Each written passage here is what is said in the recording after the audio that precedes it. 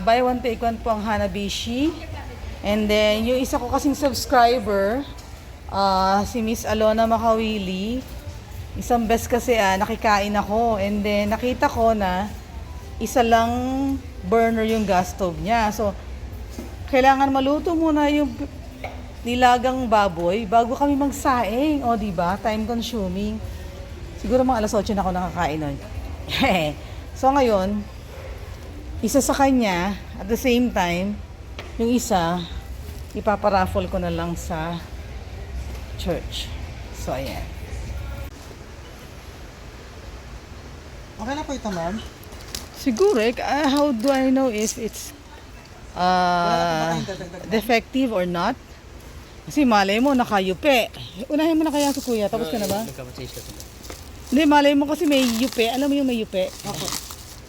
So, we need to check. Hindi naman siya libre para pagtyagaan mo. Di ba? Binayaran mo. You have the right to check if it's in good condition or not.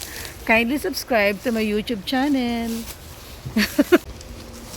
So, pwede na yan, di ba? Hindi na sila aangal dyan, di ba? Libre naman, di ba? Libre naman siya, kuya, di ba? Kuya, pa-subscribe naman sa YouTube channel ko. Chos. Anong channel po niyo? UPC Fritzy. UPC. Fritzy, pakita mo nga, kuya. Ate, pakita mo yung, pa-picture mo kay sir.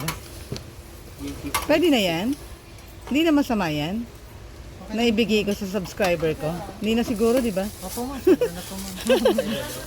Ay, ganun meron pala dyan. So, ayan. And then, sa 24, ipaparaffle ko na lang isa sa church. Anong kanyo? Ano yung usually focus niyo sa YouTube channel niyo? Bigyan ng jacket yan. May message kita pagka... Yes, sir. Thank you, sir. Mga product. Yes, sir. O, diba? Ponggay siya si sir. Magdodonate sa akin daw. Amen. Para more blessings. Kunin ko mamaya, ma'am. Oo na kay madam. Lagi ako may lucky subscribers of the day. Kanina yung kasamahan ng anak ko, yun, nag-Starbucks kami sa baba. Kasi ang pangarap ko, pag kakain ako, kakain din dapat subscribers ko. Kung hanggat kaya ko. Na may maisasama ako. Makikita mo dun. Okay, pag sinabi niyang deserving siya.